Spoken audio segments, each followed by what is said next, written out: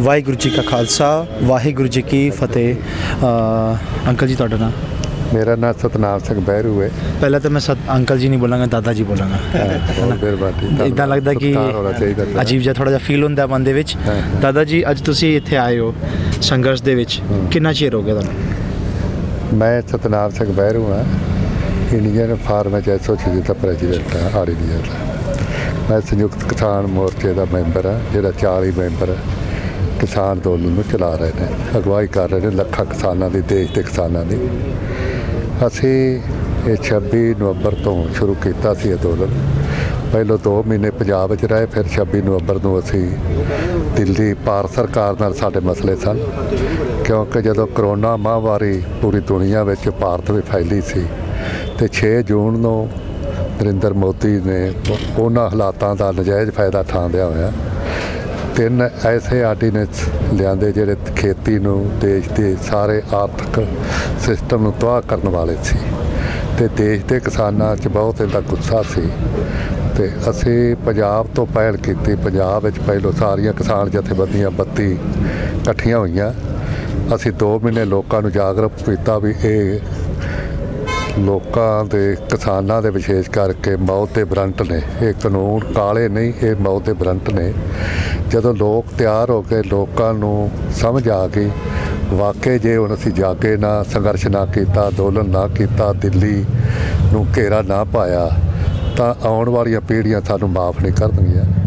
ਸੋ ਅਸੀਂ ਫਿਰ 2 ਮਹੀਨੇ ਤੋਂ ਬਾਅਦ 26 ਨਵੰਬਰ ਨੂੰ ਇੱਥੇ ਅਸੀਂ ਆਏ ਹਾਂ। ਅਸੀਂ ਬਹੁਤ ਵੱਡੇ ਕਾਫਲਿਆਂ ਦੇ ਰੂਪ ਵਿੱਚ ਪੰਜਾਬ ਤੋਂ ਸ਼ੁਰੂ ਕਰਕੇ ਹਰਿਆਣਾ, ਉੱਤਰ ਪ੍ਰਦੇਸ਼, ਮੱਧ ਪ੍ਰਦੇਸ਼, ਰਾਜਸਥਾਨ, ਇਹ 5 ਸੂਬਿਆਂ ਦੇ ਲੋਕ ਟਰਾਲੀਆਂ 'ਤੇ ਆਏ ਨੇ ਅਤੇ ਬੜੇ ਲੰਮੇ ਸਮੇਂ ਤੋਂ ਲੋਕਾਂ ਨੂੰ ਇਹ ਕਹਿ ਕੇ ਅਸੀਂ ਲਿਆਏ ਹਾਂ ਵੀ ਬਹੁਤ ਭੂਤਰਿਆ ਹੋਇਆ ਪ੍ਰਧਾਨ ਮੰਤਰੀ ਨਰਿੰਦਰ ਮੋਦੀ, ਇਹ ਛੇਤੀ ਕਾਬੂ ਨਹੀਂ ਆਉਣ ਵਾਲਾ। ਤੁਸੀਂ 6 ਮਹੀਨੇ ਦਾ ਰਾਸ਼ਨ ਲੈ ਕੇ ਆਓ, 6 ਮਹੀਨੇ ਦੀ ਤਿਆਰੀ ਕਰਕੇ ਆਓ, 6 ਮਹੀਨੇ ਲਈ ਬਹਿਣ ਵਾਸਤੇ ਆਓ, ਘਰਾਂ ਦਾ ਕਾਰੋਬਾਰ ਛੱਡ ਕੇ। ਅਤੇ ਲੋਕਾਂ ਨੇ ਸਾਡੀ ਪੀੜ 'ਤੇ ਭਰੋਸਾ ਕਰਕੇ 40 ਕਿਸਾਨ ਲੀਡਰਾਂ ਦੇ ਅਗਵਾਈ ਵਿੱਚ ਇਹ ਅੰਦੋਲਨ ਸ਼ੁਰੂ ਕੀਤਾ ਹੈ। ਇਹ ਦੁਨੀਆ ਦੇ ਵਿੱਚ ਬੇਮਿਸਾਲ ਅੰਦੋਲਨ ਹੈ। ਕੋਈ ਅੰਦੋਲਨ ਅੱਜ ਤੱਕ ਨਾ ਹੋਇਆ ਨਾ ਹੋਵੇਗਾ। ਅੱਜ 3 ਮਹੀਨੇ ਤੋਂ ਵੱਧ ਸਾਨੂੰ 90 ਦਿਨ ਤੋਂ ਨਹੀਂ, ਇਹ ਅਸਲ 100 ਦਿਨ ਹੁਣ ਹੋਣ ਵਾਲਾ ਹੈ ਅਤੇ ਸ਼ਾਂਤਮਈ ਅਸੀਂ ਬੈਠੇ ਹਾਂ। ਦੁਨੀਆ ਦੇ ਲੋਕ ਸਾਡੀ ਸਪੋਰਟ ਕਰ ਰਹੇ ਨੇ। ਉਹ ਵਾਰ-ਵਾਰ ਕਹਿ ਰਹੇ ਨੇ ਪੰਜਾਬ ਦਾ ਅੰਦੋਲਨ ਹੈ, ਹਰਿਆਣੇ ਦਾ ਅੰਦੋਲਨ ਹੈ। ਹਰਿਆਣੇ ਪੰਜਾਬ ਦਾ ਨਹੀਂ, ਪੂਰੇ ਦੇਸ਼ ਦੇ ਕਿਸਾਨਾਂ ਦਾ ਅੰਦੋਲਨ ਹੈ। ਹੁਣ ਪੂਰੇ ਦੇਸ਼ ਦੇ ਕਿਸਾਨ ਜਾਗ ਚੁੱਕੇ ਨੇ ਔਰ ਜਿਹੜਾ ਅੜੀਅਲ ਵਤੀਰਾ ਹੈ ਕਿਸਾਨਾਂ ਨੂੰ ਇਹ ਪਸੰਦ ਨਹੀਂ ਔਰ ਨਾ ਦੁਨੀਆ ਦੇ ਲੋਕਾਂ ਨੂੰ ਪਸੰਦ ਹੈ। ਇਹ ਦੇਸ਼ ਦੇ ਹਿੱਤ ਵਿੱਚ ਨਹੀਂ ਹੈਗਾ। ਸਾਡਾ ਤਾਂ ਟਾਈਮ ਵੱਧ ਲੱਗੇਗਾ, ਅਸੀਂ ਖੇਤਾਂ 'ਚੋਂ ਕੰਮ ਛੱਡ ਕੇ ਆਏ ਹਾਂ, ਪਰ ਬੀਜੇਪੀ ਦਾ ਰਾਜਨੀਤਿਕ ਭੋਗ ਪੈਣ ਜਾ ਰਿਹਾ। ਹਰਿਆਣੇ 'ਚ ਵੇਖੋ, ਪੰਜਾਬ ਵਿੱਚ ਵੇਖੋ, ਜਿੱਥੇ ਵੋਟ ਹੁਣ 5 ਸੂਬਿਆਂ ਵਿੱਚ ਹੋਣੀਆਂ ਨੇ, ਉੱਥੇ ਇਹਨਾਂ ਨੂੰ ਅਹਿਸਾਸ ਹੋ ਜਾਏਗਾ ਵੀ ਕਿਸਾਨਾਂ ਨਾਲ ਪੰਗਾ ਬਹੁਤ ਮਹਿੰਗਾ ਪਏਗਾ। ਸੋ ਮੈਂ ਇੱਕ ਜ਼ਿੰਮੇਵਾਰ ਵਿਅਕਤੀ ਹੋਣ ਦੇ ਨਾਤੇ, ਮੇਰੀ 81 ਸਾਲ ਉਮਰ ਹੈ, ਮੈਂ ਕਿਸਾਨ ਅੰਦੋਲਨ ਦੇ ਜਿਹੜੇ ਲੀਡਰ ਨੇ ਉਹਨਾਂ ਤੋਂ ਸਾਰਿਆਂ ਤੋਂ ਵੱਡਾ ਉਮਰ ਦਾ ਵਾਂ।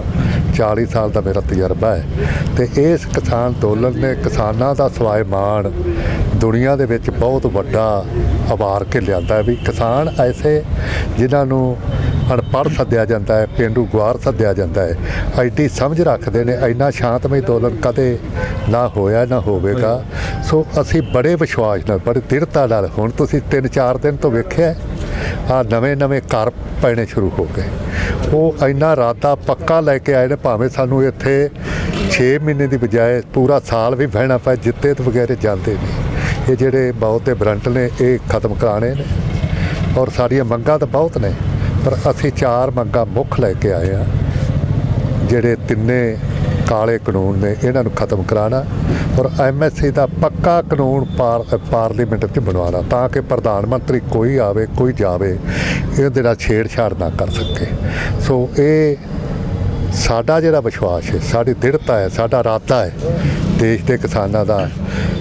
ਭਾਵੇਂ ਦੇਸ਼ ਦੇ ਕਿਸਾਨ ਸਾਨੂੰ ਮਾਣ ਦੇ ਰਹੇ ਨੇ ਵੀ ਪੰਜਾਬ ਵਾਲੇ ਜੋ ਫੈਸਲਾ ਕਰਨ ਅਸੀਂ ਉਹ ਮੰਨ ਲਾਂਗੇ, ਪਰ ਅਸੀਂ ਕਿਸੇ ਵੀ ਸੂਬੇ ਦੇ ਕਿਸਾਨ ਨੂੰ ਪਿੱਛੇ ਨਹੀਂ ਵੇਖਣਾ ਚਾਹੁੰਦੇ, ਕਿਉਂਕਿ ਮਸਲਾ ਇੱਕ ਹੈ। ਇਹ ਕਾਲੇ ਕਾਨੂੰਨ ਕੋਈ ਇਕੱਲੇ ਪੰਜਾਬ ਵਾਸਤੇ ਥੋੜ੍ਹੇ ਆਏ ਸੀ, ਪੂਰੇ ਦੇਸ਼ ਵਾਸਤੇ ਆਏ ਸੀ। MSC ਪੂਰੇ ਦੇਸ਼ ਵਾਸਤੇ ਆ। ਸੋ ਇਹ ਜਿਹੜਾ ਇੱਕ ਦੇਸ਼ ਇੱਕ ਮੰਡੀ ਦਾ ਨਾਅਰਾ ਦਿੱਤਾ ਹੈ। ਅਸੀਂ ਇਹਨੂੰ ਸਮਝਦੇ ਹਾਂ 65 ਸਾਲ ਤੋਂ ਜਿਹੜਾ ਮੰਡੀਕਰਨ ਚੱਲ ਰਿਹਾ ਹੈ ਉਹ ਭਾਵੇਂ ਗਲਿਆ ਸੜਿਆ ਹੈ, ਸਾਡਾ ਉਹਦੇ 'ਚ ਇਨਸਾਫ ਨਹੀਂ ਮਿਲ ਰਿਹਾ, ਕਿਉਂਕਿ ਸਾਡੇ ਖਰਚੇ ਇੱਕ ਜੀਰੀ ਕਣਕ ਕੁਆਂਟਲ ਕਰਨ ਤੇ ਮੰਡੀ ਪਹੁੰਚਾਉਣ ਤੱਕ ਜਿੰਨਾ ਖਰਚਾ ਹੁੰਦਾ ਵਿਗਿਆਨਕ ਢੰਗ ਨਾਲ ਯੂਨੀਵਰਸਿਟੀ ਦੇ ਮਾਹਿਰਾਂ ਦੇ ਮੁਤਾਬਕ ਉਹਦੇ ਮੁਤਾਬਕ ਸਾਨੂੰ MSC ਜਿਹੜੀ ਟੁੱਟੀ ਫੁੱਟੀ ਮਿਲ ਰਹੀ ਹੈ ਜਾਂ ਮੰਡੀਕਰਨ ਉਹ ਠੀਕ ਨਹੀਂ ਸੀ, ਪਰ ਉਹਨੂੰ ਵੀ ਨਸ਼ਟ ਕਰਨ ਜਾ ਰਹੇ ਨੇ। ਜਿਹੜਾ ਕਾਰਪੋਰੇਟ ਘਰਾਣਿਆਂ ਨੂੰ ਇੰਨਾ ਵਿਹਲਾ ਕਰਤਾ, ਕੋਈ ਛੋਟੇ ਤੋਂ ਛੋਟਾ ਵੀ ਕਾਰੋਬਾਰ ਦੇਸ਼ ਵਿੱਚ ਕਰ ਰਿਹਾ ਨਾ ਉਹਦਾ ਲਾਇਸੈਂਸ ਬਣਦਾ ਹੈ, ਉਹ ਕਿਸੇ ਕਾਨੂੰਨ ਦੇ ਅਧਿਕਾਰ 'ਚ ਆਉਂਦਾ ਹੈ ਵੀ ਕੋਈ ਮੈਂ ਗੜਬੜ ਕਰਾਂਗਾ ਉਹਦੇ ਤੇ ਕਾਨੂੰਨ ਹੈ। ਤੇ ਇਹ ਕਾਰਪੋਰੇਟ ਘਰਾਣਿਆਂ ਨੂੰ ਇਹਨਾਂ ਨੇ ਖੁੱਲ੍ਹਾ ਕਰਤਾ, ਜਿੰਨਾ ਮਰਜ਼ੀ ਖਰੀਦੋ, ਕੋਈ ਟੈਕਸ ਨਹੀਂ, ਕੋਈ ਪਾਬੰਦੀ ਨਹੀਂ, ਇੰਨਾ ਸਟੋਰ ਕਰ ਸਕਦੇ ਹੋ, ਇੰਨਾ ਨਹੀਂ ਕਰ ਸਕਦੇ, ਕੋਈ ਕਾਨੂੰਨ ਨਹੀਂ। ਸੋ ਸਾਨੂੰ ਇਸ ਗੱਲ ਦੀ ਭਲੀ ਭਾਂਤ ਸਮਝ ਪਏਗੀ ਔਰ ਅਸੀਂ ਜਾਗ ਗਏ ਤੇ ਅਸੀਂ ਇਹਦੀ ਨੀਂਦ ਆਰਾਮ ਜਿਹੜੀ ਕੀਤੀ ਹੋਈ ਹੈ ਇਹਦਾ ਬਿਲਕੁਲ ਸੱਤਿਆਨਾਸ਼ ਰਾਜਨੀਤਿਕ ਹੋ ਰਿਹਾ, ਸਮਾਜਿਕ ਹੋ ਰਿਹਾ। ਜਿਹੜਾ ਸੂਟ ਬੂਟ ਪਾ ਕੇ ਬਾਹਰ ਰੋਜ਼ ਭੱਜਦਾ ਸੀ, ਅੱਜ ਘੇਰਾਬੰਦੀ ਪੂਰੇ ਦੇਸ਼ ਵਿੱਚ ਨਹੀਂ, ਹੁਣ ਤਾਂ 2-4 ਸੂਬਿਆਂ ਜਿੱਥੇ ਇਹਨਾਂ ਦੀ ਸਰਕਾਰ ਹੈ ਉੱਥੇ ਜਾਂਦਾ, ਹੋਰ ਕਿਤੇ ਦੇਸ਼ ਜਾ ਹੀ ਨਹੀਂ ਰਿਹਾ, ਕਿਉਂਕਿ ਇਹਨੂੰ ਪਤਾ ਲੱਗ ਗਿਆ ਜਦੋਂ ਪ੍ਰਧਾਨ ਮੰਤਰੀ ਨੂੰ ਕੋਈ ਕਾਲੀਆਂ ਝੰਡੀਆਂ ਦੂਜੇ ਮੁਲਕ 'ਚ ਵਿਖਾਈਆਂ ਜਾਣ ਉਹਦਾ ਸੱਤਿਆਨਾਸ਼ ਹੋ ਜਾਂਦਾ। ਹੁਣ ਇੰਨਾ ਡਰਿਆ ਹੋਇਆ ਹੈ। ਆਹ 26 ਜਨਵਰੀ ਇਹਨੇ ਬੜੇ ਵੱਡੇ ਦੇਸ਼ਾਂ ਦੇ ਮੁੱਖ ਮਹਿਮਾਨ ਸਾਦਾ ਸੀ। ਮੇਰੀ ਜਾਣਕਾਰੀ ਮੁਤਾਬਕ ਇਹਨਾਂ ਨੇ ਬਹੁਤ ਸਾਰੇ ਬੰਦਿਆਂ ਨੂੰ ਸੱਦਿਆ ਵੀ ਸਾਡਾ 26 ਜਨਵਰੀ ਪਿਛਲੇ 26 ਜਨਵਰੀ ਦਾ ਤਰ੍ਹਾਂ ਮਨਾਓ, ਕੋਈ ਆਇਆ ਹੀ ਨਹੀਂ, ਕਿਉਂਕਿ ਲੋਕਾਂ ਨੂੰ ਪਤਾ ਲੱਗ ਗਿਆ ਇਹ ਬੇਈਮਾਨ ਬੰਦਾ ਹੈ, ਇਹ ਝੂਠਾ ਬੰਦਾ ਹੈ, ਇਹ ਦੇਸ਼ ਦੇ ਲੋਕਾਂ ਨਾਲ ਧੱਕਾ ਕਰਨ ਵਾਲਾ, ਲੋਕਾਂ ਦਾ ਕਾਤਲ ਹੈ, ਤਾਂ ਨਹੀਂ ਆਏ। ਸੋ ਇਹ ਬਹੁਤ ਵੱਡਾ ਮੁੱਦਾ ਹੈ ਔਰ ਦੇਸ਼ ਦੀ ਜਿਹੜੀ ਆਰਥਿਕ ਧੁਰਾ ਹੈ ਉਹ ਕਿਸਾਨ ਹੈ ਔਰ ਖੇਤੀ ਹੈ। ਖੇਤੀ ਨੂੰ ਤਬਾਹ ਕਰਨ ਵਾਸਤੇ ਇਹ ਕਾਰਪੋਰੇਟਰ ਘਰਾਣਿਆਂ ਦਾ ਦੇਸ਼ ਉੱਤੇ ਕਬਜ਼ਾ ਕਰਾਉਣ ਵਾਸਤੇ ਉਹ ਜਿਹੜੀ ਨੀਤੀ ਸਾਨੂੰ ਪਸੰਦ ਨਹੀਂ। ਸਾਥੋਂ ਚੋਰੀ ਜਿਹੜਾ ਲੈ ਕੇ ਆਇਆ ਹੈ ਅਸੀਂ ਇਹਦਾ ਚਰਾਏ ਭਾਂਡਾ ਭੰਨਿਆ ਹੈ ਔਰ ਹੁਣ ਅਸੀਂ ਪੂਰੇ ਵਿਸ਼ਵਾਸ ਨਾਲ, ਤੁਸੀਂ ਸਰਵੇ ਕਰੋ ਟਰਾਲੀਆਂ ਦਾ, ਮੈਂ ਜਿਹੜਾ ਇੱਕ ਜ਼ਿੰਮੇਵਾਰ ਬੰਦਾ, ਮੈਂ ਟਰਾਲੀ ਵਿੱਚ ਬੈਠਾ ਜੀ, ਮੇਰਾ ਕੋਈ ਸ਼ੌਂਕ ਨਹੀਂ ਜੀ। 81 ਸਾਲ ਦਾ ਬੁੱਢਾ ਬੰਦਾ ਟਰਾਲੀ 'ਚ ਬਵੇ, ਮੱਛਰਾਂ 'ਚ ਬਵੇ, ਤੇ ਮੇਰੇ ਬੱਚੇ, ਕਿਉਂਕਿ ਮੈਂ ਕਮਰਾ ਮੈਨੂੰ ਮਿਲਦਾ ਇੱਥੇ, ਸ਼ਹਿਰੀ ਲੋਕ ਸਾਨੂੰ ਦਿੰਦੇ ਨੇ ਕਮਰਾ, ਜਦੋਂ ਮੇਰੇ ਇੱਥੇ ਕਿਸਾਨ ਬੈਠੇ ਨੇ, ਮੇਰੇ ਬੱਚੇ ਬੈਠੇ ਨੇ, ਮੇਰੀਆਂ ਭੈਣਾਂ ਬੈਠੀਆਂ, ਮਾਤਾਵਾਂ ਬੈਠੀਆਂ ਨੇ, ਤੇ ਮੈਨੂੰ ਕੀ ਟਰਾਲੀ ਵੱਢਦੀ ਤਾਂ ਨਹੀਂ, ਮੈਂ ਵੀ ਬੈਠਾ। ਸੋ ਆਪਦੇ ਇਨਸਾਫ ਲੈਣ ਵਾਸਤੇ, ਆਰਥਿਕ ਇਨਸਾਫ ਲੈਣ ਵਾਸਤੇ, ਆਉਣ ਵਾਲੀਆਂ ਪੀੜ੍ਹੀਆਂ ਨੂੰ ਕੋਈ ਸਾਨੂੰ ਲਾਮਾ ਨਾ ਦੇਣ, ਉਹਨਾਂ ਦਾ ਹੱਕ ਅਤੇ ਸੱਚ ਦੀ ਲੜਾਈ ਜਿੱਤਣ ਵਾਸਤੇ ਅਸੀਂ ਬੈਠੇ ਹਾਂ। ਔਰ ਮੇਰੀ ਜ਼ਿੰਦਗੀ ਦੀ ਆਖਰੀ ਲੜਾਈ, ਮੈਂ 40 ਸਾਲ ਵਿੱਚ ਬੜੇ ਅੰਦੋਲਨ ਵੇਖੇ, ਮੁੱਖ ਮੰਤਰੀਆਂ ਨੇ ਟੱਕਰਾਂ ਲਈਆਂ, ਪ੍ਰਧਾਨ ਮੰਤਰੀਆਂ ਨੇ ਲਈਆਂ, ਲੜ ਰਹੇ ਹਾਂ, ਪਰ ਇਹ ਸਭ ਤੋਂ ਵੱਡੀ ਲੜਾਈ ਹੈ। ਇਹ ਪੱਗ ਤੇ ਅਣਖ ਦੀ ਲੜਾਈ ਹੈ, ਇੱਜ਼ਤ ਤੇ ਸਨਮਾਨ ਦੀ ਲੜਾਈ, ਮਨੁੱਖੀ ਹੱਕਾਂ ਦੀ ਲੜਾਈ ਹੈ। ਸੋ ਅਸੀਂ ਬੜੇ ਦ੍ਰਿੜਤਾ ਔਰ ਵਿਸ਼ਵਾਸ ਨਾਲ ਜਿਹੜਾ ਅਸੀਂ 26 ਨਵੰਬਰ ਤੋਂ ਇਰਾਦਾ ਲੈ ਕੇ, ਉਹ ਇਰਾਦਾ ਸਾਡਾ ਹੋਰ ਵੀ ਪੱਕਾ ਦਿਨ ਪ੍ਰਤੀ ਦਿਨ ਹੁੰਦਾ ਜਾ ਰਿਹਾ। ਮੈਂ ਅੱਜ ਜਾ ਕੇ ਆਇਆ, ਬਹੁਤ ਸਾਰੇ ਜ਼ਿਲ੍ਹਿਆਂ ਦੇ ਕਿਸਾਨਾਂ ਨੇ ਮੈਨੂੰ ਸੱਦਿਆ ਵੀ ਆਓ ਸਾਡੇ ਨਵੇਂ ਘਰ ਵੇਖੋ। ਮੈਂ ਹੈਰਾਨ ਰਹਿ ਗਿਆ, ਉਹ ਘਰ ਐਸੇ ਦ੍ਰਿੜਤਾ ਨਾਲ ਬਣਾ ਰਹੇ ਨੇ। ਮੈਂ ਕਿਹਾ ਇੰਨਾ ਪੈਸਾ ਕਿਉਂ ਲਾ ਰਹੇ ਹੋ, ਆਪਾਂ ਤਾਂ ਗਰੀਬ ਲੋਕ ਹਾਂ। ਕਹਿੰਦੇ ਹੁਣ ਮੋਦੀ ਨੂੰ ਦੱਸਣਾ ਹੈ ਅਸੀਂ ਇੱਥੋਂ ਜਾਣਾ ਨਹੀਂ, ਇਰਾਦਾ ਦੱਸਿਆ ਜੀ। ਸੋ ਕੋਈ ਸਵਾਲ ਕਰਨਾ ਤੁਸੀਂ ਕਰ ਸਕਦੇ ਹੋ। ਹੁਣ ਮੇਰਾ ਇੱਕ ਸਵਾਲ ਹੈ, ਜਿਹੜਾ 26 ਜਨਵਰੀ ਦਾ ਜਿਹੜਾ ਹੋਇਆ ਸੀ ਉੱਥੇ ਨਿਸ਼ਾਨ ਸਾਹਿਬ ਜਾ ਕੇ, ਉੱਥੇ ਮਤਲਬ ਕਾਫੀ ਲੋਕਾਂ ਨੇ ਉੱਥੇ ਲਾਤਾ ਹੈ, ਤੇ ਲੋਕਾਂ ਦੇ ਮਨ ਦੇ ਵਿੱਚ ਇਹ ਆ ਗਿਆ ਕਿ ਉੱਥੇ ਖਾਲਿਸਤਾਨ ਦਾ ਝੰਡਾ ਲੱਗਿਆ ਹੈ ਔਰ ਸਰਕਾਰ ਵੀ ਮਿਸਗਾਈਡ ਕਰ ਰਹੀ ਹੈ। ਤੇ ਤੁਸੀਂ ਉਸ ਚੀਜ਼ ਨੂੰ ਕਲੈਰੀਫਾਈ ਕਰਕੇ ਥੋੜਾ ਜਿਹਾ ਸਾਂਝ ਕਰ ਦਿਓ। ਕਲੈਰੀਫਾਈ, ਉਹ ਜਿਹੜੀ ਚੀਜ਼ ਹੋ ਜਾਏ ਨਾ ਉਹਨੂੰ ਬਾਹਲਾ ਛੇੜਨ ਦੀ ਲੋੜ ਨਹੀਂ ਹੁੰਦੀ। ਉਹ ਚੰਗੀ ਸੀ, ਉਹ ਮਾੜੀ ਸੀ, ਕਿੰਨਾ ਕੀਤਾ, ਕਿੰਨਾ ਕਰਾਇਆ, ਤੁਹਾਨੂੰ ਪਤਾ, ਮੀਡੀਆ ਨੂੰ ਪਤਾ ਲੱਗ ਗਿਆ, ਦੁਨੀਆ ਦੇ ਲੋਕਾਂ ਨੂੰ ਪਤਾ ਲੱਗ ਗਿਆ, ਸਾਰੇ ਦੁਨੀਆ ਦੇ ਪ੍ਰਧਾਨ ਮੰਤਰੀਆਂ ਨੂੰ ਪਤਾ ਲੱਗ ਗਿਆ, ਮਨੁੱਖੀ ਹੱਕਾਂ ਦੇ ਰਹਿਬਰਾਂ ਨੂੰ ਪਤਾ ਲੱਗ ਗਿਆ, UN ਨੂੰ ਪਤਾ ਲੱਗ ਗਿਆ। ਕੋਈ ਐਸੀ ਸੰਸਥਾ ਨਹੀਂ ਜਿਹਨੂੰ ਨਰਿੰਦਰ ਮੋਦੀ ਦੇ ਇਰਾਦੇ ਦਾ ਪਤਾ ਨਹੀਂ ਲੱਗਾ। ਤੇ ਮੈਂ ਆਪਦਾ ਟਾਈਮ ਕਿਉਂ ਖਰਾਬ ਕਰਾਂ? ਮੇਰੇ ਤੋਂ ਅਗਲੀ ਸਿਹਤ ਪੁੱਛੋ ਵੀ ਤੁਹਾਡੇ ਇਰਾਦੇ ਕੀ ਨੇ, ਤੁਹਾਡਾ ਦਮ ਕਿੰਨਾ ਹੈ, ਤੁਹਾਡੇ ਵਿੱਚ ਗੁੱਸਾ ਕਿੰਨਾ ਹੈ।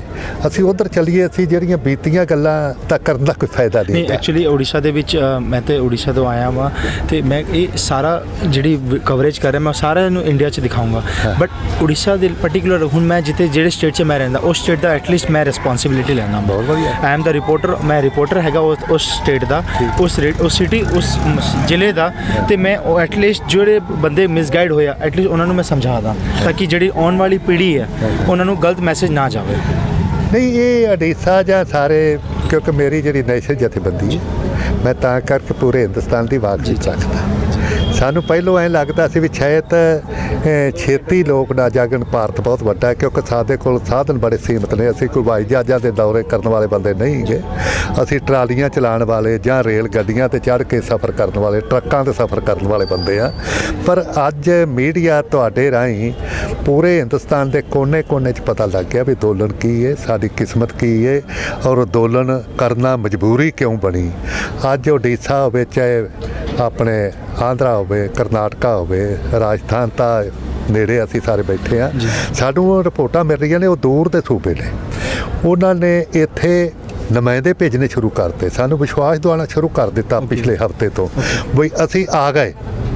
ਅਸੀਂ ਉੱਥੇ ਰਾਜਪਾਲਾਂ ਨੂੰ ਮੈਮੋਰੰਡਮ ਦੇ ਰਹੇ ਹਾਂ ਰਾਸ਼ਟਰਪਤੀ ਦੇ ਨਾਂ 'ਤੇ, ਇਹ ਮਾੜਾ ਹੋ ਰਿਹਾ, ਕਿਸਾਨ ਅੰਦੋਲਨ ਨੂੰ ਸਮੇਟਿਆ ਜਾਏ, ਉਹਨਾਂ ਦੀਆਂ ਮੁੱਖ ਮੰਗਾਂ ਮੰਨੀਆਂ ਜਾਣ, ਨਹੀਂ ਤਾਂ ਪੂਰਾ ਦੇਸ਼ ਐਸਾ ਚਮਤਕਾਰ ਵਿਖਾਏਗਾ। ਦਿੱਲੀ ਦੇ ਲੋਕਾਂ ਨੂੰ ਹਾਲੀ ਅਸੀਂ ਟਾਈਟ ਕਰ ਸਕਦੇ ਹਾਂ, ਸਾਡੀ ਸਮਰੱਥਾ ਹੈ। 15 ਲੱਖ ਤੋਂ ਵੱਧ ਅਸੀਂ ਆਲੇ ਦੁਆਲੇ ਬੈਠੇ ਹਾਂ। ਅੱਜ ਅਸੀਂ ਪੱਤਾ ਵੀ ਅੰਦਰ ਨਹੀਂ ਜਾਣ ਦੇਣਾ, ਸਾਡੀ ਸਮਰੱਥਾ ਹੈ। ਪਰ ਅਸੀਂ ਸ਼ਹਿਰੀਆਂ ਨੂੰ ਦੁਖੀ ਨਹੀਂ ਕਰਨਾ ਚਾਹੁੰਦੇ। ਸ਼ਹਿਰੀਆਂ ਦੀ ਹਮਦਰਦੀ ਸਾਡੇ ਨਾਲ ਹੈ। ਪੂਰੇ ਜੋ ਦਿੱਲੀ ਵਾਸੀ ਨੇ ਸਾਡੇ ਆਣ ਕੇ ਸਪੋਰਟ ਕਰ ਰਹੇ ਨੇ ਉਦੋਂ ਤੋਂ ਲੈ ਕੇ, ਪਾਲੇ ਠੰਡੇ ਸਰਦੀਆਂ ਮੀਂਹਾਂ ਵਿੱਚ। ਅਸੀਂ ਜੇ ਮਜਬੂਰੀ ਸਾਡੀ ਵੱਸ ਹੋਈ ਤਾਂ ਅਸੀਂ ਥੋੜ੍ਹੀ ਚੂੜੀ ਟਾਈਟ ਕਰਾਂਗੇ ਆਉਣ ਵਾਲੇ ਦਿਨਾਂ 'ਚ। ਤੁਸੀਂ ਵੇਖਿਓ ਇਹ ਅੰਦੋਲਨ ਨਰਿੰਦਰ ਮੋਦੀ ਨੂੰ ਮੁੱਦੇਮਾਰ ਕਰਕੇ ਛੱਡੇਗਾ। ਔਰ ਇਹ ਜਿਹੜੇ ਅੰਦੋਲਨ ਨੇ, ਜਿਹੜੇ ਆਰਥਿਕ ਅੰਦੋਲਨ ਹੁੰਦੇ ਨੇ, ਇਹ ਕੋਈ ਧਾਰਮਿਕ ਅੰਦੋਲਨ ਨਹੀਂ ਹੈਗਾ। ਲੋਕਾਂ ਦੇ ਜਜ਼ਬਾਤ ਭੜਕਾ ਕੇ ਘੰਟੇ 2 ਘੰਟੇ 'ਚ ਅੱਗਾਂ ਲਵਾ ਕੇ 100-200 ਬੰਦਾ ਮਰਵਾ ਕੇ ਤੇ ਆਪਦੀ ਲੀਡਰੀ ਚਮਕਾ ਕੇ, ਅਸੀਂ ਉਹ ਬੰਦੇ ਨਹੀਂ। ਅਸੀਂ ਠੰਡੀ ਲੜਾਈ ਜਿਹਨੂੰ ਆਪਾਂ ਕਹਿੰਦੇ ਹਾਂ, ਦੂਰ ਦੇਸ਼ੀ ਦੀ ਲੜਾਈ ਲੜ ਕੇ ਅਸੀਂ ਲੜੀਏ। ਔਰ ਅਸੀਂ ਇਹ ਤਕਰੀਬਨ 95% ਮੈਂ ਉਮਰ ਦੇ ਹਿਸਾਬ ਨਾਲ ਕਹਿੰਦਾ ਅਸੀਂ ਜਿੱਤ ਚੁੱਕੇ ਹਾਂ। ਕਿਉਂਕਿ ਜਿਹੜਾ ਨਰਿੰਦਰ ਮੋਦੀ 6 ਜੂਨ ਤੋਂ ਇਹ ਰਾਗ ਲਾਪਦਾ ਸੀ, ਉਹਦੇ ਸੰਤਰੀ ਮੰਤਰੀ BJP ਦੇ ਵੱਡੇ ਲੀਡਰ ਵੀ ਇਹ ਕਾਨੂੰਨ ਬੜੇ ਚੰਗੇ ਨੇ। ਤੇ ਜਦੋਂ ਸਾਡੀਆਂ ਮੀਟਿੰਗਾਂ ਦਾ ਸਿਲਸਿਲਾ ਸ਼ੁਰੂ ਹੋਇਆ, ਇੱਥੋਂ ਸੰਗਤ ਆ ਗਈ ਆਲੇ ਦੁਆਲੇ ਦਿੱਲੀ ਤੇ, ਅਸੀਂ ਤੀਜੀ ਮੀਟਿੰਗ 'ਚ ਉਹਨੂੰ ਹਰਾਤਾ। ਤੁਸੀਂ ਪੜ੍ਹਿਆ ਹੋਣਾ ਹੈ ਵੀ ਉਹ ਤੀਜੀ ਮੀਟਿੰਗ 'ਚ ਉਹਦੇ ਕੇਂਦਰੀ ਮੰਤਰੀ ਜਾਂ ਮੰਤਰੀ ਸੰਤਰੀ ਸਾਰੇ ਕਹਿਣ ਲੱਗ ਪਏ, ਇੱਥੋਂ ਤੱਕ ਗ੍ਰਹਿ ਮੰਤਰੀ ਕਹਿਣ ਲੱਗ ਪਿਆ ਬਈ ਇਹਦੇ ਸੌਦਾ ਕਰਾ ਲਓ। ਸੌਦਾ ਦਾ ਮਤਲਬ ਮੰਨ ਗਏ, ਗਲਤੀ ਮੰਨ ਗਏ। ਇੱਥੋਂ ਤੱਕ ਵੀ ਕਹਿਣ ਲੱਗ ਪਏ ਦੂਜੀਆਂ ਮੀਟਿੰਗਾਂ ਵਿੱਚ, ਲਓ ਜੀ ਸਾਡੇ ਕੋਲ ਡੱਬਾ ਰਹਿਣ ਦਿਓ, ਮਠਿਆਈ ਸਾਰੀ ਲੈ ਜਾਓ। ਯਾਨੀ ਝੂਠੇ ਪਾਏ ਗਏ, ਦੁਨੀਆ ਦੇ ਵਿੱਚ ਝੂਠੇ ਪਾਏ ਗਏ। ਜਦੋਂ ਕਰੋਨਾ ਮਹਾਂਮਾਰੀ ਫੈਲੀ ਹੋਵੇ ਦੇਸ਼ ਵਿੱਚ, ਕਿਹੜੀ ਅੱਗ ਬੁਝਾਉਣੀ ਸੀ? ਸਾਨੂੰ ਸਾਦਾ ਯੂਨੀਵਰਸਿਟੀ ਦੇ ਮਾਹਿਰਾਂ ਨੂੰ ਸਾਦਾ ਚੋਰੀ ਪਾਰਲੀਮੈਂਟ 'ਚ ਔਰ ਚੋਰੀ ਰਾਜ ਸਭਾ 'ਚ, ਤੇ ਇਹਦੇ ਕੋਲ ਬਹੁਤ ਸੰਮਤੀ ਨਹੀਂ ਸੀ। ਰਾਸ਼ਟਰਪਤੀ ਤੋਂ ਸਾਈਨ ਕਰਾ ਕੇ ਕਹਿੰਦਾ ਇਹ ਕਾਨੂੰਨ ਬਣ ਗਿਆ, ਇਹਦੇ ਨਾਲ ਛੇੜਛਾੜ ਨਹੀਂ ਹੋ ਸਕਦੀ। ਮੈਂ ਉਹਦੇ ਤੇ ਸਵਾਲ ਕੀਤਾ, ਅੱਜ ਤੱਕ ਉਹਦਾ ਜਵਾਬ ਨਹੀਂ ਆਇਆ ਪ੍ਰਧਾਨ ਮੰਤਰੀ ਦਾ, ਕਿਉਂਕਿ ਮੈਂ ਜ਼ਿੰਮੇਵਾਰ ਇਨਸਾਨ ਹਾਂ, ਅੰਦੋਲਨਕਾਰੀ ਇੱਕ ਬੰਦਾ। ਤੇ ਮੈਂ ਸਵਾਲ ਕੀਤਾ ਸੀ, ਮੋਦੀ ਸਾਹਿਬ ਜਿਹੜੇ ਕਾਨੂੰਨ ਪਾਰਲੀਮੈਂਟ 'ਚ ਬਣਦੇ ਨੇ, ਲੋਕਾਂ ਦੀਆਂ ਭਾਵਨਾਵਾਂ ਤੋਂ ਉਲਟ ਬਣਦੇ ਨੇ, ਉਹ ਕੋਈ ਧਾਰਮਿਕ ਗ੍ਰੰਥ ਨਹੀਂ ਜਿਹਦੇ ਨਾਲ ਛੇੜਛਾੜ ਨਹੀਂ ਹੋ ਸਕਦੀ। ਕੁਰਾਨ ਸ਼ਰੀਫ ਨੂੰ ਕੋਈ ਛੇੜ ਨਹੀਂ ਸਕਦਾ, ਗੀਤਾ ਨੂੰ ਛੇੜ ਨਹੀਂ ਸਕਦਾ, ਗੁਰੂ ਗ੍ਰੰਥ ਸਾਹਿਬ ਨੂੰ ਕੋਈ ਛੋਹ ਨਹੀਂ ਸਕਦਾ। ਤੇ ਇਹ ਜਿਹੜੇ ਕਾਨੂੰਨ ਨੇ ਇਹ ਪਾਰਲੀਮੈਂਟ 'ਚ ਅੱਗੇ ਲੋਕਾਂ ਦੀਆਂ ਭਾਵਨਾ ਤੋਂ ਉਲਟ ਬਣੇ, ਉਹ ਰੱਦ ਹੋ ਚੁੱਕੇ ਨੇ। ਤੇ ਇਹ ਹੁਣ ਕਿਉਂ ਨਹੀਂ ਰੱਦ ਹੋ ਸਕਦੇ? ਇਹ ਰੱਦ ਅਸੀਂ ਕਰਾਵਾਂਗੇ, ਸਾਡੀ ਸ਼ਕਤੀ ਰੱਦ ਕਰਾਏਗੀ। ਇਹ ਕੌਣ ਬੰਦਾ ਹੈ ਸਾਨੂੰ ਮੱਤਾ ਦੇਣ ਵਾਲਾ? ਇਹ ਹੁਣ ਕਾਨੂੰਨ ਬਣ ਗਿਆ ਜੀ, ਇਹਦੇ ਨਾਲ ਛੇੜਛਾੜ ਨਹੀਂ ਕੀਤੀ ਜਾ ਸਕਦੀ। ਛੇੜਛਾੜ ਐਸੀ ਹੋਵੇਗੀ ਤੇਰਾ ਸੱਤਿਆਨਾਸ਼ ਕਰ ਦੂ। ਅੱਛਾ, ਜੇ ਅਗਰ ਕਿਤੇ ਲਾਕਡਾਊਨ ਕਰਨ ਦਾ ਇੱਥੇ ਦਿੱਲੀ ਦੇ ਵਿੱਚ ਚਾਲ ਚੱਲਿਆ ਤਾਂ ਉਹਨੇ ਫਿਰ ਤੁਸੀਂ ਨੈਕਸਟ ਸਟੈਪ ਕੀ ਕਰੋਗੇ? ਸਾਨੂੰ ਲਾਕਡਾਊਨ ਤੱਕ ਕੋਈ ਪਰਵਾਹ ਨਹੀਂ, ਨਾ ਸਾਡਾ ਕਰੋਨਾ ਨਾਲ ਸੰਬੰਧ ਹੈ। ਅਸੀਂ ਤਾਂ ਕਮਾ ਕੇ ਖਾਣ ਵਾਲੇ ਬੰਦੇ ਹਾਂ, ਸਾਨੂੰ ਕੋਈ ਡਰ ਨਹੀਂ, ਕੋਈ ਭੈ ਨਹੀਂ। ਆਪਣੇ ਲੋ ਸਾਰੇ ਮੁੰਡੇ ਖੜੇ ਨੇ, ਕੋਈ ਡਰ ਨਹੀਂ। ਸਾਡੇ ਬੱਚੇ, ਸਾਡੀਆਂ ਭੈਣਾਂ ਮਾਤਾਵਾਂ ਬੈਠੀਆਂ ਨੇ, ਸਾਨੂੰ ਕੋਈ ਡਰ ਨਹੀਂ। ਕਰੋਨਾ ਕਿੰਨਾ ਵਾਸਤੇ ਆ? ਮਿਹਨਤਕਸ਼ ਲੋਕ ਨੇ, ਅਸੀਂ ਤਲੀ ਤੇ ਰੱਖ ਕੇ ਆ। ਕਰੋਨਾ ਸਾਨੂੰ ਕੀ ਕਹੂਗਾ? ਕਰੋਨਾ ਤਾਂ ਮੋਦੀ ਨੂੰ ਕਹੂਗਾ, ਮੋਦੀ ਨੂੰ ਕਹੂਗਾ ਨਾ। ਕਰੋਨਾ ਦਾ ਜਿਹੜਾ ਨਜਾਇਜ਼ ਫਾਇਦਾ ਉਠਾਇਆ ਦੁਨੀਆ ਦੇ ਲੋਕ, ਜਦੋਂ ਇੱਕ ਦੇਸ਼ ਮੌਤ ਦੇ ਛਾਏ ਉੱਤੇ ਛਾਇਆ ਹੋਇਆ, ਦੁਨੀਆ ਦੇ ਵਿੱਚ ਐਸੀ ਭਿਆਨਕ ਬਿਮਾਰੀ ਫੈਲੀ ਹੋਈ ਵੱਧ ਰਹੀ ਹੈ, ਉਦੋਂ ਕਾਨੂੰਨ ਲਿਆਉਣ ਦੀ ਕਿਹੜੀ ਕਾਲ ਸੀ? ਕਿਹੜੀ ਅੱਗ ਬੁਝਾਉਣੀ ਸੀ? ਕੀ ਉਹਨੂੰ ਕਾਲ ਸਤਾ ਰਹੀ ਸੀ? ਉਸ ਕਾਲ ਦਾ ਨਜਾਇਜ਼ ਫਾਇਦਾ ਉਠਾਉਂਦਿਆਂ ਹੋਇਆ ਇਸ ਬੰਦੇ ਨੇ ਜੋ ਸਾਡੇ ਦੇਸ਼ ਦੇ ਲੋਕਾਂ ਦਾ ਤਰੋਹ ਕਮਾਇਆ, ਉਹਦਾ ਅਸੀਂ ਬਦਲਾ ਲਵਾਂਗੇ। ਪੰਜਾਂ ਸੂਬਿਆਂ 'ਚ ਅਸੀਂ ਲੀਕ ਖਿੱਚ ਲਈ, ਅਸੀਂ ਉੱਥੋਂ ਹਰਾ ਕੇ ਇਹਨੂੰ ਐਸਾ ਸਬਕ ਸਿਖਾਵਾਂਗੇ, BJP ਉੱਠਣ ਜੋਗੀ ਨਹੀਂ ਛੱਡਾਂਗੇ। BJP ਸਾਡੇ ਨਿਸ਼ਾਨੇ 'ਤੇ, ਉਹਦੇ ਕਿਸਾਨ ਨਿਸ਼ਾਨੇ 'ਤੇ, ਕਿਸਾਨਾਂ ਨੂੰ ਤਬਾਹ ਕਰਨਾ। ਸਾਡੇ ਵੀ ਹੁਣ ਨਿਸ਼ਾਨੇ 'ਤੇ, ਰਾਜਨੀਤਿਕ ਨਿਸ਼ਾਨੇ 'ਤੇ ਆ। ਕਿਤੇ ਨਾ ਕਿਤੇ ਤੁਹਾਨੂੰ ਲੱਗਦਾ ਕਿ ਜਦੋਂ ਕਿਸਾਨ ਪ੍ਰੋਟੈਸਟ ਕਰ ਰਹੇ ਆ ਤੇ ਇਹਦੀ ਚਾਲ ਸੀ ਕਿ ਇਹ ਡੀਜ਼ਲ ਦੇ ਰੇਟ ਹਾਈ ਕਰਨ ਨੂੰ ਲੈ ਕੇ ਕੁਝ ਯਾਰ ਬੇਟਾ ਦੁਨੀਆ ਤਰ੍ਹਾਂ ਕਰ ਰਹੀ ਹੈ। ਮਹਿੰਗਾਈ ਇੱਥੋਂ ਤੱਕ ਲੈ ਆਇਆ। ਡੀਜ਼ਲ ਪੈਟਰੋਲ ਕੋਈ ਕੁੰਡਾ ਨਹੀਂ। GST ਪਤਾ ਨਹੀਂ ਕਿਹਦੇ ਤੇ ਲੱਗਦੀ ਕਿਹਦੇ ਤੇ ਨਹੀਂ ਲੱਗਦੀ। ਤੁਹਾਡੇ ਤੇ ਲੱਗ ਰਹੀ ਹੈ, ਲੋਕਾਂ ਦੇ ਲੱਗ ਰਹੀ ਹੈ ਜੀ। ਸੋ ਇਹ ਜਿਹੜੀ ਮਹਿੰਗਾਈ ਦੇ ਪੱਖੋਂ ਤੇ ਕਿਸਾਨਾਂ ਦੇ ਕਾਲੇ ਕਾਨੂੰਨਾਂ ਦੇ ਪੱਖੋਂ ਸਾਰਾ ਹਿੰਦੁਸਤਾਨ ਸਾਡੇ ਨਾਲ ਹੈ। ਸਾਡੇ ਨਾਲ ਨਹੀਂ, ਉਹ ਆਪਦੇ ਨਾਲ ਹੈ। ਉਹਨਾਂ ਨੂੰ ਪਤਾ ਵੀ ਅੱਜ ਕਿਸਾਨ ਤਬਾਹ ਹੋ ਗਿਆ ਤਾਂ ਸਾਰਾ ਕੁਝ ਹੀ। ਪੰਜਾਬੀ ਦੀ ਕਹਾਵਤ ਹੈ, ਜੇ ਮੱਝ ਮਰ ਕੇ ਜੂਆਂ ਚੰਬੜੀਆਂ ਆਪੇ ਹੀ ਮਰ ਜਾਂਦੀਆਂ।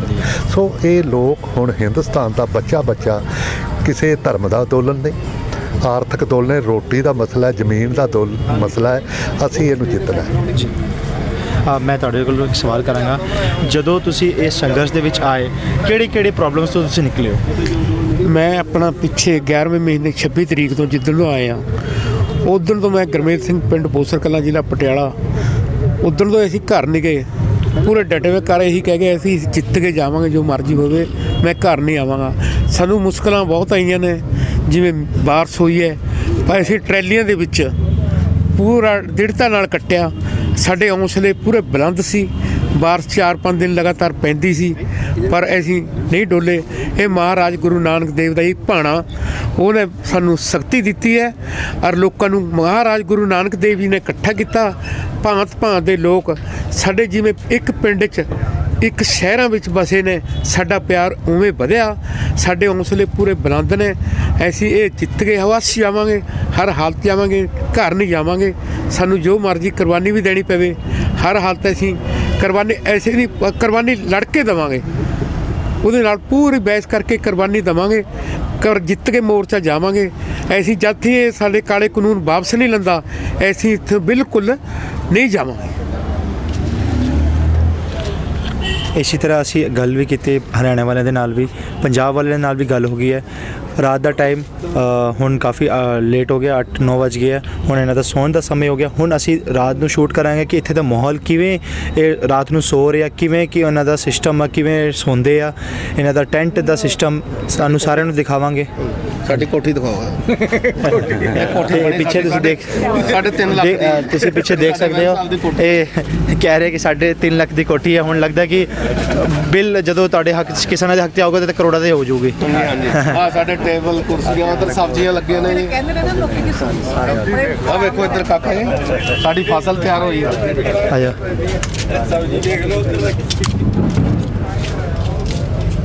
ਆ ਦੇਖੋ ਸਰ, ਦੇਖ ਲੈ ਸਕਦੇ ਹੋ ਤੁਸੀਂ ਇੱਥੇ ਸਾਡੇ ਗੰਡੇ ਤਿਆਰ ਨੇ, ਬਰੋਕਲੀ ਵੀ ਤਿਆਰ ਹੋ ਗਈ ਹੈ, ਗਾਜਰ ਤਿਆਰ ਹੈ ਜੀ ਸਾਡੀ, ਗੰਨੇ ਲੱਗੇ ਨੇ, ਗੋਭੀ ਹੈ, ਐਪਲ ਲੱਗੇ ਨੇ ਜੀ। ਅੱਛਾ। ਹਰ ਇੱਕ ਆਈਟਮ ਤਿਆਰ ਕੀਤੀ ਇੱਥੇ। ਇਹ ਸਿਰਫ 1 ਮਹੀਨੇ ਦੀ ਹੋ ਗਈ ਫਸਲ ਸਾਡੀ। ਲੱਗਦਾ ਹੈ ਇੱਥੇ ਵੀ ਖੇਤੀਬਾੜੀ ਸ਼ੁਰੂ ਹੋ ਚੁੱਕੀ ਹੈ। ਜਿਹੜਾ ਇਹ ਸੀਮੈਂਟਡ ਹੈ ਨਾ, ਲੱਗਦਾ ਇੱਥੇ ਵੀ ਝੋਨਾ ਗੁਣਾ ਹੈ ਇੱਥੇ, ਲੱਗਦਾ ਹੈ ਨਾ। ਹਾਂਜੀ, ਇਸੇ ਤਰ੍ਹਾਂ ਬਾਪੂ ਜੀ ਕਹਿੰਦੇ ਇੱਥੇ ਨਰਸਰੀ ਤਿਆਰ ਕਰਨੀ ਹੈ। ਅੱਛਾ ਨਰਸਰੀ ਪਿੱਛੇ ਲੱਗਦਾ ਪੋਲਟਰੀ ਫਾਰਮ ਹੋਣੇ ਨੇ। ਇਹ ਤੇ ਮਕਾਨ ਬਣਾਉਣਾ ਵਧੀਆ ਸਾਡੇ ਬਾਪੂ ਜੀ ਨੇ, ਤੇ ਵੈਰੀ ਸਾਹਿਬ ਨੇ ਸਾਡੇ ਨੇ ਇੱਥੇ ਪਾਰਕਿੰਗ ਬਣਾਉਣੀ, ਵਧੀਆ ਕੋਠੀ ਬਣਾਉਣੀ ਹੈ। ਕਹਿੰਦਾ ਪੁੱਤਰੋ ਬਣਾ ਦੋ। ਸਾਡੇ ਬਾਪੂ ਜੀ ਦਲੇਰ ਬਹੁਤ ਨੇ। ਜੀ ਕਹਿੰਦਾ ਪੁੱਤਰੋ ਜਿੰਨਾ ਵੀ ਖਰਚਾ ਆਉਂਦਾ ਜੀ ਮੈਂ ਤੁਹਾਨੂੰ ਸਾਰਿਆਂ ਨੂੰ ਵਾਅਦਾ ਕਰਕੇ ਜਾ ਰਿਹਾ, ਇਹ ਸੰਘਰਸ਼ ਦਾ ਜਿਹੜਾ Singhu border, Tikri border, Ghazipur border, ਜਿਹੜੀ ਸੰਘਰਸ਼ ਤੁਸੀਂ ਡਿਸਿਪਲਿਨ ਦੇ ਨਾਲ ਕਰ ਰਹੇ ਹੋ, ਤੇ ਤੁਹਾਡੀ ਹਿੰਮਤ, ਤੁਹਾਡਾ ਵਿਸ਼ਵਾਸ ਜਿਹੜਾ ਤੁਸੀਂ ਲੋਕਾਂ ਨੂੰ ਦਿਖਾ ਰਹੇ ਹੋ ਕਿ ਅਸੀਂ we will be in discipline, ਅਸੀਂ ਡਿਸਿਪਲਿਨ 'ਚ ਰਵਾਂਗੇ ਔਰ ਅਸੀਂ ਪੂਰਾ ਫੋਲੋ ਕਰਾਂਗੇ ਰੂਲਸ। ਤੇ ਇਹ ਪੂਰਾ ਰਿਕਾਰਡ ਕਰਕੇ ਮੈਂ ਪੂਰੇ ਆਪਣੀ ਹਿੰਮਤ ਦੇ ਨਾਲ ਇਹ ਸਾਰਿਆਂ ਨੂੰ ਜ਼ਰੂਰ ਸ਼ੋਅ ਕਰਾਂਗਾ। ਵਾਹਿਗੁਰੂ ਜੀ ਕਾ ਖਾਲਸਾ, ਵਾਹਿਗੁਰੂ ਜੀ ਕੀ ਫਤਿਹ।